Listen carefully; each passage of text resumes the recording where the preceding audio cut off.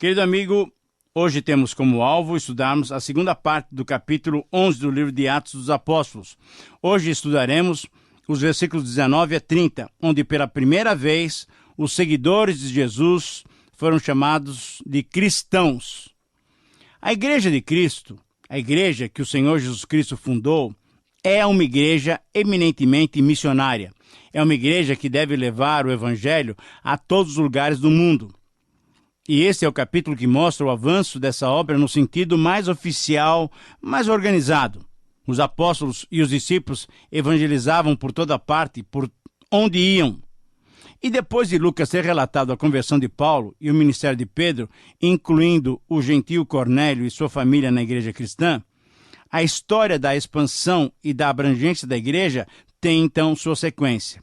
Lucas retoma a narrativa de 8:4 para nos contar como aqueles cristãos dispersos pela perseguição e pela morte de Estevão não se desanimaram com a situação, mas ao invés disso, eles aproveitaram todas as circunstâncias, todas as oportunidades e foram por toda parte levando a mensagem do Evangelho, formando assim uma igreja vibrante em Antioquia da Síria, onde pela primeira vez os discípulos foram chamados de cristãos. Lucas, inspirado pelo Espírito Santo e colocando o seu dom de escritor em função da preservação da história da igreja, Lucas mostrou aos seus leitores, a partir do capítulo 13, nós vamos verificar isso nos próximos programas, a evangelização dos gentios através do apóstolo Paulo. Mas, antes, Lucas fez o seguinte, ele dedicou esse texto do capítulo 11 e o capítulo 12 para descrever outros detalhes do desenvolvimento da igreja, aonde? Em Samaria, Judeia e, logicamente, logo no início, em Jerusalém. E um dos detalhes mais interessantes é o relato exatamente nesse texto, em que encontramos a evangelização sendo feita por todos os cristãos que foram dispersos depois da perseguição que ocorreu com a morte de Estevão. E isso nos dá a nítida clareza de que não eram só os apóstolos ou os auxiliares diretos dos apóstolos, isso é, aqueles que vários irmãos chamamos de diáconos, que evangelizavam. Não! Todos os cristãos, cheios do Espírito Santo, cumpriram as palavras do Senhor Jesus. O Espírito Santo dentro deles era uma fonte a jorrar para a vida eterna. Conforme o texto, o Evangelho foi sendo pregado em direção ao norte, para a Fenícia, o atual Líbano, para Chipre, uma grande ilha do Mediterrâneo, onde Barnabé tinha nascido, e para Antioquia da Síria, uma das principais cidades da região. Essa igreja vibrante voltaria a ser foco de Lucas no capítulo 13, exatamente quando o Espírito Santo ordenou que separassem Barnabé e Paulo para a obra missionária. Antioquia tinha sido fundada em 300 a.C. por Seleuco Nicator, um dos generais de Alexandre o Grande. Ele a chamou Antioquia em homenagem ao seu pai Antíoco e chamou o seu porto, um porto distante de 24 quilômetros da cidade, em direção ao oeste, lá nas beiras do rio Orontes, ele chamou esse porto de Seleucida, em homenagem a si mesmo. Lógico, homenageou o pai e agora estava homenageando a si mesmo. Muito bem, apesar de ser uma cidade grega, essa cidade possui uma grande colônia judaica. Foi nessa cidade, então, que tornara-se a capital da província da Síria, que os cristãos evangelizaram e formaram a importante igreja missionária. Então, eu quero sugerir para esses versículos, do versículo 19 a 30 do capítulo 11, o seguinte título: As características de uma igreja cristã. Esses cristãos que saíram de Jerusalém, numa diáspora cristã, por causa da morte de Estevão, eles foram evangelizando principalmente os judeus, demonstrando que ainda o preconceito e a barreira racial não tinha cedido. Porém, alguns outros cristãos, em razão da sua naturalidade e por terem provavelmente parentes em Antioquia, evangelizaram também alguns gregos, isso é, gentios, pessoas que falavam grego, pessoas que constituíam a população mista de judeus e gentios da cidade. Somente depois do testemunho de Pedro, é que lentamente a igreja de Jerusalém, é que os cristãos judeus começaram a ficar abertos para receber os gentios dentro da igreja. E fruto dessa lentidão em quebrarem esse paradigma preconceituoso, é que Jerusalém então enviou Barnabé para verificar o que estava acontecendo naquela importante cidade. Eles tinham ouvido notícias e agora enviaram Barnabé para ver o que estava acontecendo em Antioquia. O que Barnabé encontrou em Antioquia foi algo surpreendente. Ele encontrou uma igreja viva, cheia da graça de Deus. O evangelho estava, por si só, pelo seu poder, conforme Romanos 1,16, pelo poder divino, na verdade, avançando, o evangelho avançava e conquistava novas fronteiras. Por isso, diante desse avanço do evangelho, a frase que nos desafia, a frase que sintetiza esse texto, pode ser expressa através da seguinte afirmação: toda igreja cristã caracteriza-se por proclamar a todos a mensagem salvadora do Evangelho. Em resumo, Atos 11, 19 a 30 nos diz o seguinte: toda igreja cristã caracteriza-se por proclamar a todos a mensagem salvadora do Evangelho. E nesses versos nós encontramos 5 características dessa igreja cristã que faz o Evangelho avançar. A primeira característica dessa igreja é espalhar-se mesmo sobre a perseguição. Versículos 19 a 21. Há clara disposição em aproveitar as oportunidades, mesmo as mais difíceis. Essa igreja se espalha mesmo sobre a perseguição quando, então, há uma clara disposição em se aproveitar cada uma das oportunidades, mesmo aquelas que sejam mais difíceis. Essa dispersão a que Lucas se refere, nós já mencionamos, aconteceu quando mataram o diácono ou o auxiliar Estevão.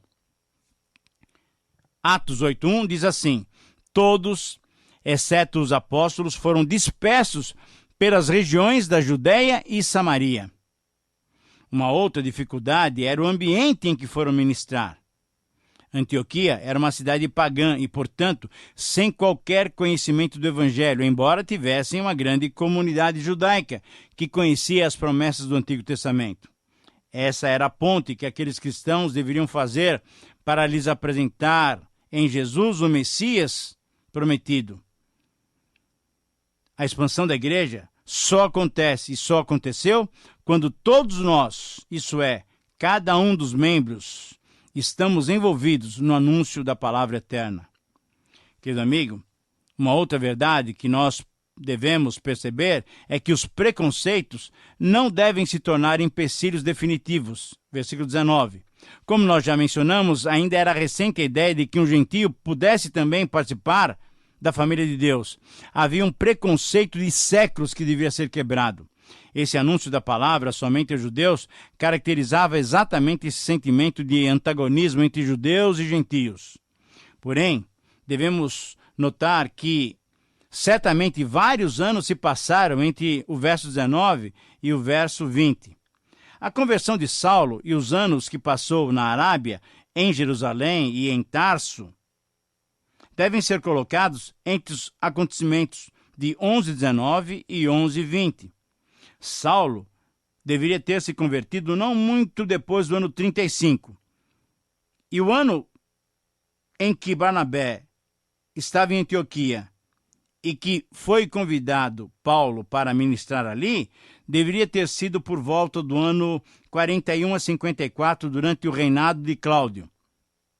Então, sem tentar fixar datas, que é muito difícil, é claro que podemos admitir que se passaram vários anos do 19 até o versículo 20. E durante esse tempo, o evangelho foi se espalhando pelas outras regiões, alcançando também outros povos. A pregação do Evangelho de Jesus Cristo deve, então, ultrapassar qualquer barreira. A pregação cristã estava estendendo-se pela primeira vez aos gentios, isso é, aos não-judeus, de fora da Palestina. Motivados pelo desejo de ver outros da sua terra natal também serem abençoados, muitos cristãos, conforme o versículo 20, certamente movidos pelo Espírito Santo, romperam as barreiras geográficas e proclamaram ali, em Antioquia, em Chipre, o Evangelho do Senhor Jesus Cristo. A pregação deve destacar a pessoa do Senhor Jesus como o único Senhor. O único Senhor a ser obedecido é o Senhor Jesus Cristo. Num ambiente como daqueles dias em que o imperador romano era considerado e cultuado como uma divindade, querido amigo, essa proclamação de Jesus como Senhor era ousada e desafiadora. Foi Paulo que também, movido pelo Espírito Santo, afirmou aos Gálatas uma das frases mais contundentes que eliminava toda e qualquer barreira existente. Em Gálatas 3:28, Paulo disse o seguinte: Dessarte, não pode haver judeu nem grego, nem escravo nem liberto, nem homem nem mulher, porque todos vós sois um em Cristo Jesus. Querido amigo, esse é o nosso desafio: anunciar a todos, receber a todos e amar a todos, pois todos nós somos um só no Senhor. A segunda característica dessa igreja cristã é exibir o poder de Deus, versículo 21. O versículo 21 é muito claro em nos dizer como é que Deus estava agindo no meio daquela igreja. Acompanhe comigo a leitura desse versículo, capítulo 11, versículo 21. A mão do Senhor estava com eles e muitos, crendo, se converteram ao Senhor.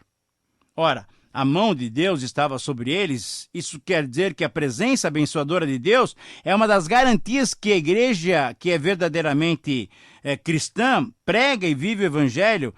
Essa garantia da presença de Deus é a garantia de que a igreja vai se desenvolver, vai desenvolver a sua missão. A mão de Deus sobre a igreja proporciona manifestações de confirmação à pregação do Evangelho. Sinais e maravilhas são o resultado da presença de Deus no nosso meio. Filipe tinha pregado aos samaritanos, que eram meio judeus até. Pedro tinha pregado a Cornélio, mas fora Cornélio quem tinha tomado a iniciativa de convidá-lo. Mas agora, esses crentes anônimos, impulsionados pelo Espírito Santo e sob a poderosa mão de Deus, foram até os seus parentes, até os seus conhecidos, até os seus amigos, seus vizinhos, conterrâneos, e ali, no território deles, lhes pregaram a palavra, lhes proclamaram a palavra. Esses anônimos suplantaram toda e qualquer barreira. Da fé, da crença que brotava no coração dos que ouviam a palavra, surgiu o quê? Surgiu salvação, surgiu arrependimento, surgiu conversão. A fé é um dos requisitos básicos para a salvação que Cristo nos oferece. Crer no sacrifício do Senhor Jesus como plenamente suficiente para o perdão dos nossos pecados é o requisito que Deus pede de cada um de nós. Portanto, a segunda característica dessa igreja cristã é exibir o poder de Deus. E esse poder, embora alguns comentaristas tenham alguma outra opinião, nós consideramos que a fé é dom de Deus e através dessa fé concedida podemos crer no Senhor Jesus Cristo. E, portanto, há conversões, há transformações. E essas vidas transformadas foram tocadas pela mensagem da ressurreição de Jesus. E assim, essa era uma atividade transformadora pela ressurreição pregada. Deus estava dando a possibilidade de uma mudança de vida que leva à vida, exatamente, uma mudança de trajeto que leva à verdadeira vida. A conversão é a combinação do arrependimento mais a fé. Por isso a mão de Deus estava sobre a igreja e, estando sobre a igreja, produzia esse tipo de resultado. A terceira característica dessa igreja é expandir-se com a presença de Deus através do empenho dos novos irmãos, através do encorajamento à permanência no Senhor e através do exemplo de cristãos maduros. No versículo 22, nós encontramos esse empenho pelos novos irmãos. A notícia do crescimento do evangelho pelos lados de Antioquia chegou ao conhecimento da liderança da igreja lá em Jerusalém. Os apóstolos, então, que eram os líderes da igreja e certamente responsáveis, foram verificar o que estava acontecendo, que evangelho era pregado e como é que a igreja se expandia. Então eles enviaram Barnabé para saber como ia a pregação do evangelho em Antioquia. A terceira característica dessa igreja que expande-se é também encorajar outros irmãos, aqueles novos cristãos, a permanecerem no Senhor. E foi exatamente isso que Barnabé fez quando chegou em Antioquia. Versículo 23. Barnabé era um homem especial, notável mesmo. Sua vida era uma vida diferenciada. O texto nos mostra que Barnabé era um homem com discernimento espiritual. Barnabé comprovou aqui porque merecia aquele apelido de filho da exortação. Isso é, filho do encorajamento. Se você se lembra de 4,36, era assim que os apóstolos o chamavam. Chegando a Antioquia e vendo a graça do Senhor, Barnabé exortava, isso é, ele encorajava, ele incentivava, pois esse é o sentido da palavra no grego. Sim, Barnabé encorajava, estimulava, incentivava a que aqueles irmãos novos continuassem com firmeza de coração, permanecendo no Senhor Jesus, pois o próprio Senhor Jesus tinha dito antes de partir que como ramos deveríamos permanecer na videira, que era ele, para podermos frutificar. Mas essa igreja também se expandia através do exemplo de irmãos maduros. A presença de Deus na vida de uma pessoa produz bondade, enchimento do Espírito e uma vida de fé. E Barnabé, então, era um modelo para aqueles irmãos de Antioquia. Essa vida é amadurecida através das experiências com o Senhor. E através do seu exemplo, muitos são estimulados. Barnabé teve esse exemplo e pôde abençoar outros. A pergunta é, a sua vida é uma vida cristã amadurecida? A sua vida é uma vida de exemplo para outros irmãos? Você tem encorajado pelo seu viver outros a permanecerem firmes no Senhor Jesus? O resultado de uma vida bondosa, cheia do Espírito Santo e cheia de fé é a expansão, o crescimento do corpo de Cristo. A ministração de Barnabé, através da sua própria vida, trouxe como resultado a adesão de muita gente ao Senhor. Uma quarta característica dessa igreja cristã é executar os planos de Deus. E os planos de Deus constavam claramente o avanço dessa igreja. O avanço para onde? Para a fé entre os gentios. Com tudo que presenciou, Barnabé percebeu que Deus estava fazendo algo novo. Algo novo estava acontecendo. É desse discernimento que necessitamos nos dias de hoje. O cristão maduro identifica pelo Espírito Santo onde o Senhor está atuando e, sensível à direção do Espírito, procura envolver-se naquilo que o Senhor está fazendo. Barnabé percebeu então que ele sozinho não daria conta de executar tudo o que Deus estava fazendo ali em Antioquia. Barnabé então se lembrou de Paulo e do ardor que ele tinha demonstrado logo depois da sua conversão. Passados então alguns anos, certamente, ele estaria pronto agora para trabalhar e produzir frutos com mais intensidade. E Barnabé, segundo o registro de Lucas, foi para Tarso à procura de Saulo. Barnabé partiu para Tarso à procura de Saulo.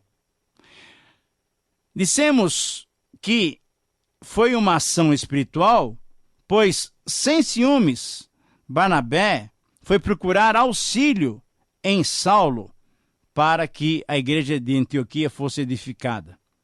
Esse era um homem espiritual. Porque muitas vezes nós, em nossos ministérios, queremos reter toda a glória, todas as ações para nós mesmos, sem querermos dividir, compartilhar o ministério, que não é nosso, é de Deus, sem pretensões de grandeza, sem arrogância, mas demonstrando humildade e percepção da necessidade.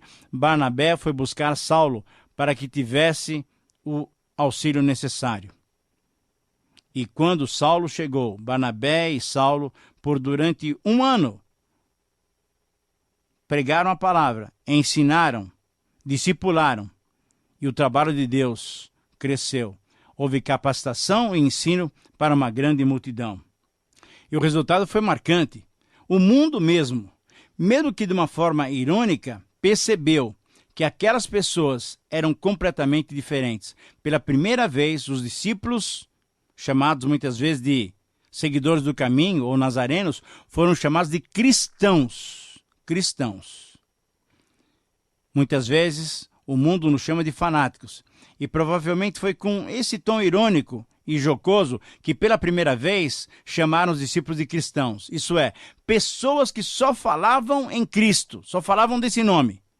Agora a pergunta é, ao invés de ser ofensivo, esse nome tornou-se uma marca distinta do discípulo de Cristo. E a pergunta é, você tem sido identificado como cristão?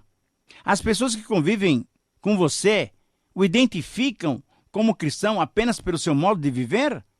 E finalmente, no versículos 27 a 30, a quinta característica dessa igreja é exteriorizar a prática do amor. Com as barreiras culturais e geográficas e nacionais sendo quebradas, chegou a Antioquia um homem vindo de Jerusalém, um profeta chamado Ágabo.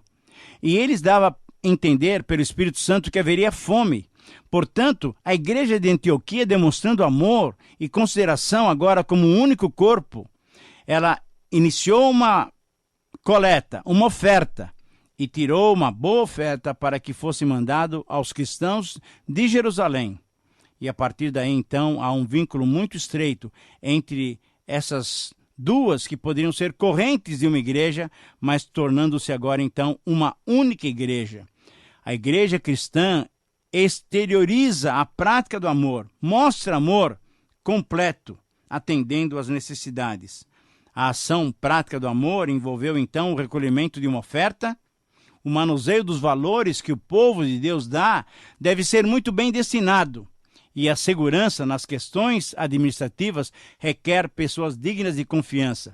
Por isso, Barnabé e Saulo foram os portadores dessa graça, dessa ministração, dessa oferta da recém-fundada igreja nascida em território gentio, que estava enviando a sua contribuição aos irmãos de Jerusalém. Querido amigo, concluímos então o nosso estudo, mostrando e percebendo que esse é o padrão que Deus quer para as nossas igrejas. A pergunta é, o que nós temos feito para que a nossa igreja, para que a nossa comunidade apresente essas características? Chegamos ao final de mais um tempo de estudos e somos gratos a Deus porque concluímos o capítulo 11 do livro de Atos. Que o Senhor te abençoe, que o Senhor te conduza e te dê capacitações para também aplicar essas verdades na sua vida. Um grande abraço, Deus te abençoe.